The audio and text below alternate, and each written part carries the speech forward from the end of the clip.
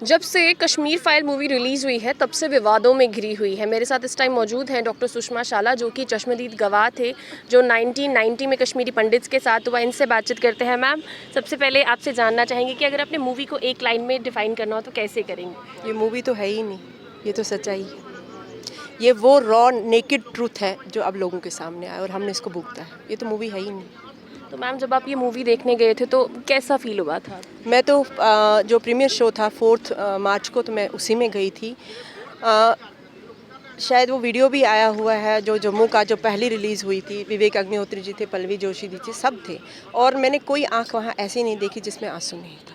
विवेक जी रो रहे थे, पल्लवी जी रो, भाषा सुंबली रो रही थी, दर्शन कुमार रो रहे थे, सौरभ जो यहाँ का लोकल लड़का वो रो रहा था, एक एक बंदा वहाँ रो रहा था। या तो वो रो रहे थे या तो वो बिल्कुल नंब थे। मतलब हमारी सेंसेस लास्ट सीन के बाद तो ऐसा लगा ना कि सेंसेस नंब हो गई, क्या बोले कुछ समझ ही नहीं। मतलब हम लग रहा था कि ये क्या, मतलब जैसे दिमाग एकदम बंद हो गया कि ये हमने क्या देखा। हमने तो वहीं देखा जो हुआ था, बट ये फिर से वहीं देखना, मतलब सेंसेस नंब हो गई थी। ऐसे लग रहा था हिस्ट्री रिपीट हो रही रिपीट है। हो रही है। हम बस वहीं दौर में फिर पहुंच गए थे, 90 के दौर में।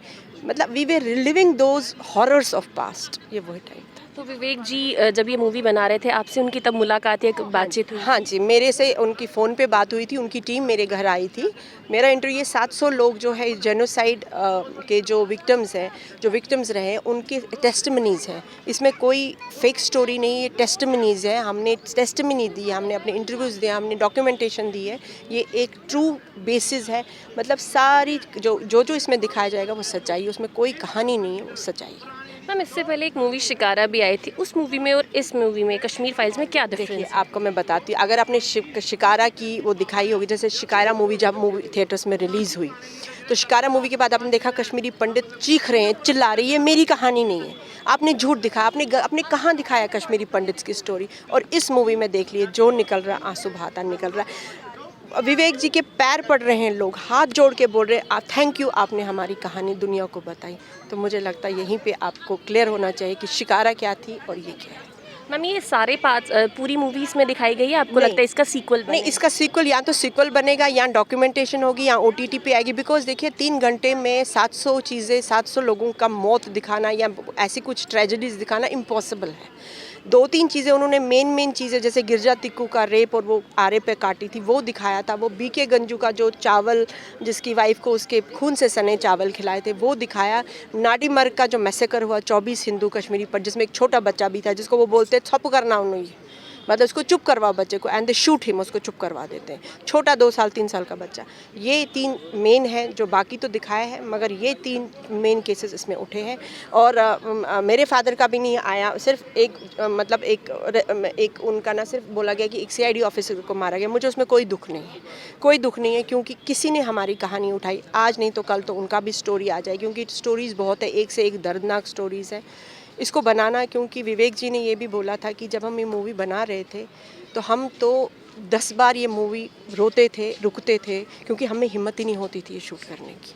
रुकते थे, खुद को संभालते थे, फिर शूटिंग में लगते थे। मैम, आपसे जानना चाहेंगे कि जो लोग इस मूवी के खिलाफ हैं, इसकी मुखालफत कर रहे हैं, उनके लिए आप क्या कहेंगे?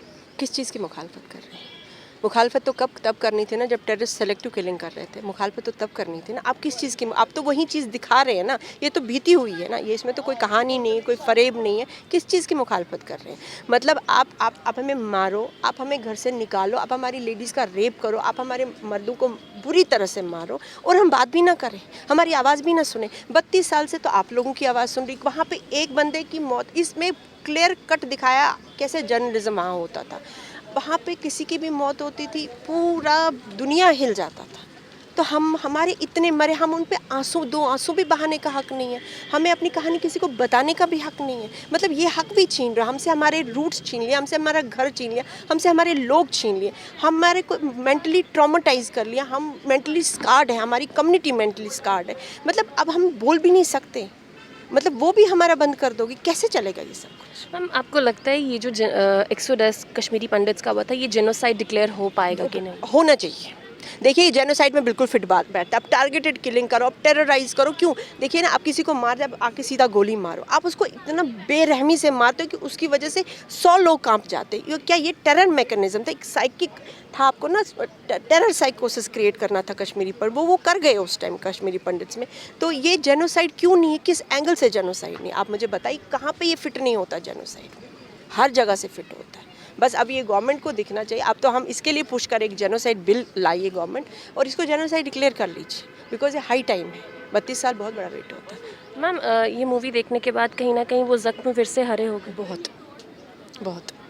मैं तो सबसे अपील करती हूँ मूवी देखें और अपने बच्चों को खास करके दिखाइए। देखिए मेरी 17 साल की बेटी है, उसको तो मैंने काफ़ी कुछ बोला, क्योंकि मैं बच्चों से नहीं छुपाती हूँ। ये बहुत एक हमारा एक रिस्पॉन्सिबिलिटी बनती है कि आगे भी बच्चों को बोले। तो जब उसने वो टेंट्स देखे, सब वो सिहर गई। And the first thing she did, she got up and she hugged मी। कहती मम्मी आई नेवर रियलाइज कि आपने ये सब होता और मेरे ग्रैंड पेरेंट्स ने ये सब कुछ देखा। ये बहुत ज़रूरी है, ये बहुत ज़रूरी है। ये ज़ख्म बहुत ताज़ा हो गए, नो डाउट उसमें, बट ये इन ज़ख्मों को रिसना बहुत ज़रूरी है, इन ज़ख्मों को ठीक होने के लिए। आप इन पे हमेशा कवर नहीं कर रख सकते ना। जब आप देखिए, हम डॉक्टर्स हैं, जब कोई ज़ख्म नासूर बनता है ना, हम उसको खरोचते हैं, जब तक उसमें खून नहीं निकलता उसके बाद उसकी हीलिंग होती है। तो ये ज़ख्म हमारे नासूर है, इन नासूरों को खुरेचेंगे, खून निकलेगा, तभी ये ज़ख्म हमारे ठीक होंगे, नहीं तो ये ज़ख्म उम्र भर के लिए रह जाए। मैम कहीं ना कहीं तसल्ली है इस चीज़ की कि किसी ने हिम्मत रखी कि कश्मीरी पंडितों की सच्चाई इस तरीके से लाई जाए साथ। बहुत। मैं विवेक जी को हर ट्वीट में थैंक यू बोलती हूँ अपनी कम्युनिटी की तरफ से। You showed the guts, you showed the courage to show what is reality, what was reality and what is reality. मैं कहती हूँ, हम अगर उनका 100 बार भी उनके पैर पड़े शायद तब भी कम हो जाएगा। वहीं अदरवाइज जो ये बोल रही है मूवी ठीक नहीं बनी, वो 32 साल में हिम्मत करके बना लेते मूवी, उन्होंने क्यों नहीं बनाई? उनके पास में मैकेनिज्म था, सब कुछ था। विवेक जी तो इतने बड़े, वो तो इतने कमर्शियल डायरेक्टर भी नहीं है। पैसों की किल्लत थी, हमें पता है वो कैसे कश्मीरी पंडित, एक ग्लोबल कश्मीरी पंडित डायस्पोरा है, कश्मीरी पंडित का वर्ल्ड वाइड ऑर्गेनाइजेशन, उसने कितनी मदद की। एक और बात मैं बोलना चाहूँगी, शायद बहुत कम लोगों को ये पता होगी, डॉक्टर सुरेंद्र कोल है, ह्यूस्टन में है, USA में। He was the brain behind this. वो एक बार विवेक अग्निहोत्री से मिले और उन्होंने बोला कि हमारी ट्रेजेडी पे एक पिक्चर तो बनाइए। वो चीज़ कहीं स्ट्राइक कर गई विवेक जी को और उन्होंने अपना इस पर रिसर्च शुरू किया। तो मैं सुरेंद्र जी का भी बहुत, डॉक्टर सुरेंद्र का भी बहुत थैंकफुल करती हूँ कि उन्होंने एक जिसको परतों के नीचे दबा दिया गया था, वो परतों से उठा। ये एक हमारी कम्युनिटी की हीलिंग का पहला स्टेप है। मैम जब भी कश्मीरी पंडित्स की बात आती है तो साथ ही उनके एक बात जोड़ी जाती है घर वापसी को लेकर, तो आप लोग क्या चाहते हैं कि आप लोगों की घर वापसी? आप मुझे बताएं, आपको घर से निकाला जाएगा तो आप तो देखो, आप जाते हैं, अभी तो अपने घर जाते हैं ना, हम तो जाते हैं तो मकान में जाते हैं, हमारा घर तो वहीं है ना, हम कब घर जाएंगे?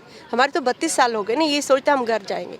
घर तो हर एक जाना चाहता है, जहाँ आप जन्मे आप उसी मिट्टी में जाके मिलना चाहते हैं।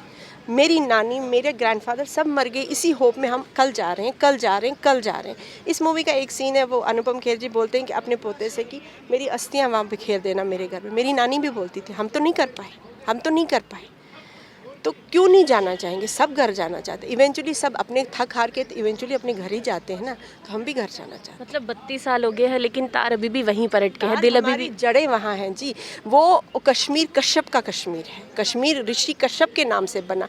ललितादित्य था वहाँ पे, ललितादित्य ने मार्तंड सन टेम्पल, इतना बड़ा वर्ल्ड सबसे बड़ा सन टेम्पल था वहाँ पे, मार्तंड सन टेम्पल।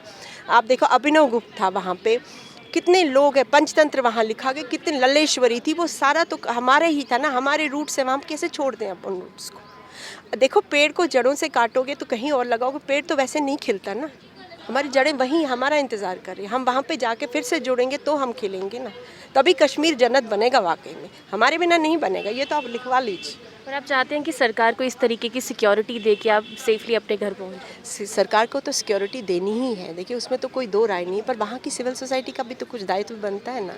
देखिए ना, अगर वो यहाँ आते, यहाँ तो उनको कोई पीटता नहीं है ना, यहाँ तो कोई मारता नहीं है ना, क्योंकि यहाँ की सिविल सोसाइटी स्ट्रांग है। वैसे वहाँ की सिविल सोसाइटी को भी स्ट्रांग करना, इवेंचुअली देखिए ना, ये कम्युनिटीज़ की बॉन्डिंग है, इसमें सरकार क्या करेगा?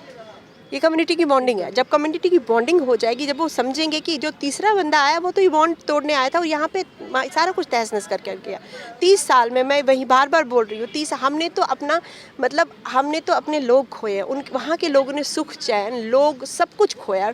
वहाँ के लोगों में ट्रोमेटिक डिसऑर्डर्स हो गए, वहाँ के लोग परेशान हैं।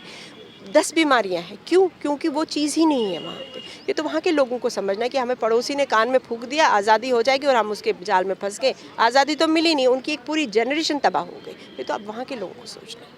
बहुत बहुत धन्यवाद आपका हमसे बातचीत करने के लिए। ये थे हमारे साथ डॉक्टर सुषमा शाला, जो कि उस टाइम की चश्मदीद गवाह है जब कश्मीरी पंडितों का एग्जोडस हुआ था, उनका जेनोसाइड हुआ था। और कहीं ना कहीं अभी भी कश्मीरी पंडित जो कम्युनिटी है इसी आस और इसी उम्मीद में है कि आखिर हम कब अपने घर वापस जाएंगे। जनता की क्या राय है कमेंट सेक्शन में कमेंट करके ज़रूर बताइएगा। एंजेलिना स्टीफन, स्टेट एनक्लेव के लिए।